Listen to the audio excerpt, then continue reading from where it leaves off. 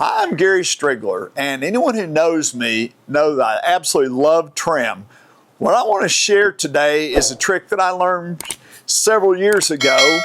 And so first off, I want to show you this. This is kind of a mock-up of a crown detail, and as you can see here, I've added some dental blocks. There's all sorts of different options for dental type things, but one of the simplest ways to do dental blocks is just to nail a piece on. Now, these are just some little pieces, but now,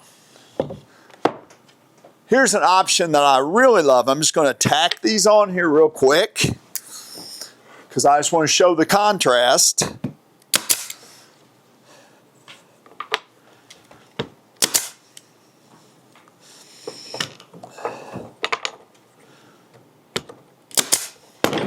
One of the things I love about this, and so what these are is kind of a mitered, what I call a mitered return dental block. And you know, a lot of times on jobs, those can be little scraps of wood that you can make this out of. But you might be saying to yourself, yeah, that's kind of crazy. How do you make those little cuts?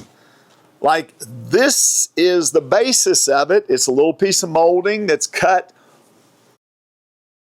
on 45 back under both directions.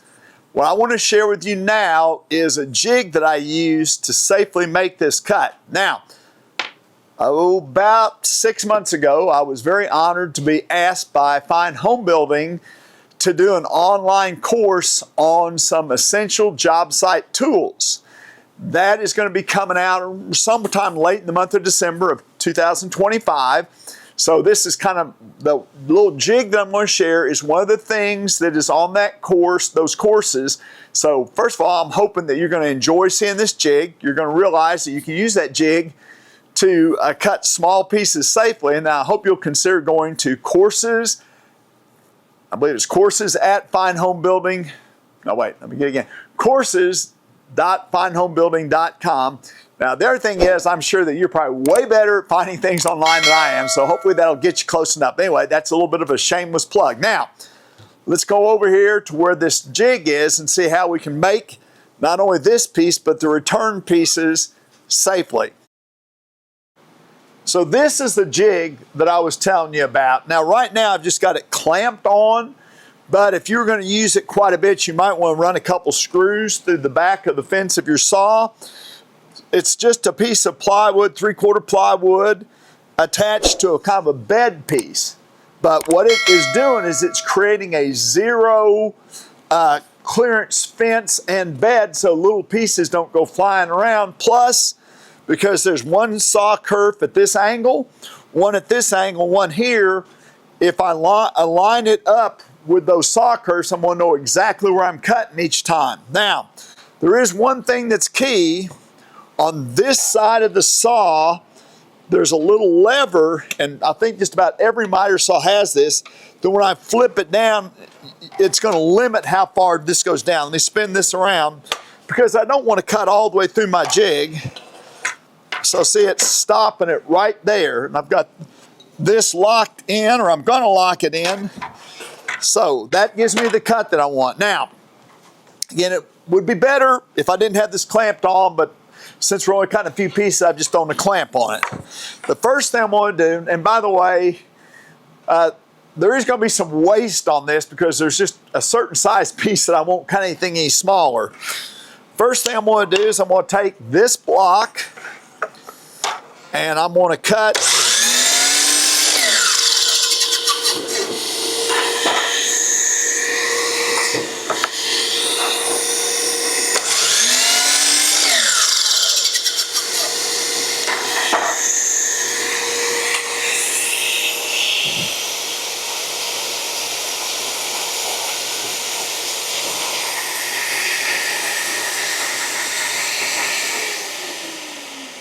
I'm doing my best here to mark where the saw blade's going to cut to make these return pieces.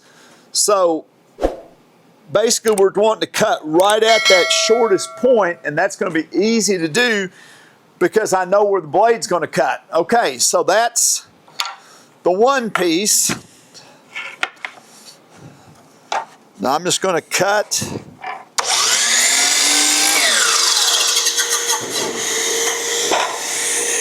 Whoops.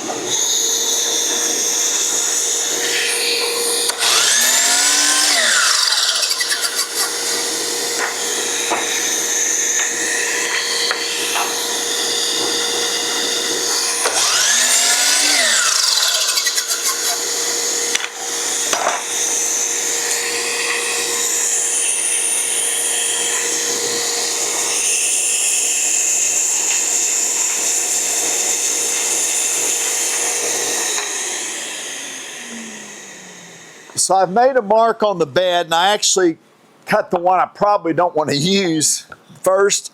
I like to get this cut right back here, and that's going to give me the long point. Now, you could possibly use another piece of wood to hold this in place. There's nothing wrong with that. But another thing that I can do, this is just a fairly short little headless pin. Again, I never said this was going to be a fast process. I just said it's going to be a safe process. Okay.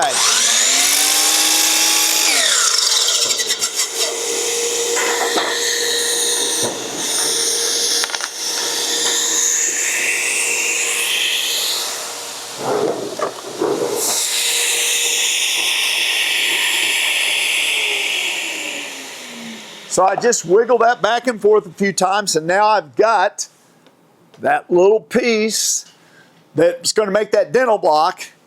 And again, I didn't put my hands in peril. Now, and by the way, I've got a little kind of a shim piece over here. If I was cutting a long piece to support it, line that up. I'm going to set that aside because now I want to cut those two return pieces. Where'd my piece with the turns on? Oh, here it is. Okay, so I've got to move this jig over real quick and get this back out of the way.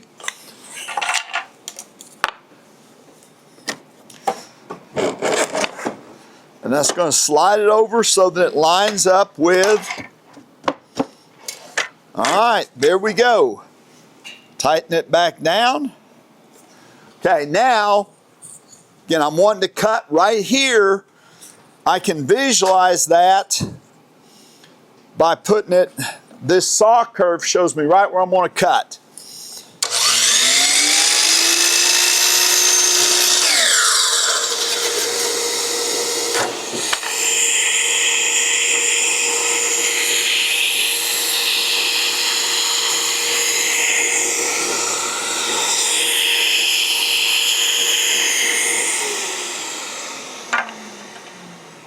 So that is the return piece for one side. Now I felt comfortable because my hands were about 3 inches away from the blade. But again, what I would always tell anybody is, you see me doing something that you're not comfortable doing, find a different way. For instance, I could have gone ahead and nailed that each one of these blocks in with a little headless pin too. I'm just using like 3/4 inch headless pins. All right. Now again, I've got the saw curve lined up. Wanting to cut right there and there. So I just slide that over where it lines up with this.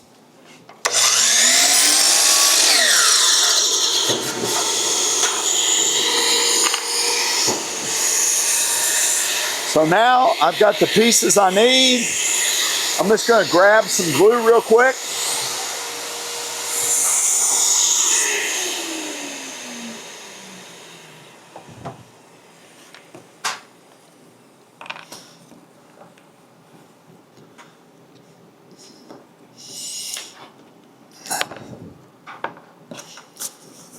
And I could nail these in place, but I actually, on those other blocks, I just worked the glue back and forth